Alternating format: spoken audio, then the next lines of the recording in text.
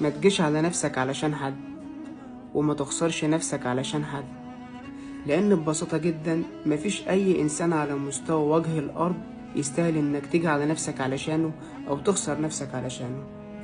انت بتقعد تموت في نفسك وبتستهلك في الطاقة بتاعتك وفي مشاعرك وفي أحاسيسك علشان الشخص اللي موجود في حياتك، وبتضحي علشانه وبتضغط نفسك علشانه، وفي الآخر ما بتلاقيش أي تقدير لا للتضحية اللي انت ضحيتها ولا للضغوطات اللي انت ضغطتها لنفسك من الشخص اللي انت ضحيت علشانه ده.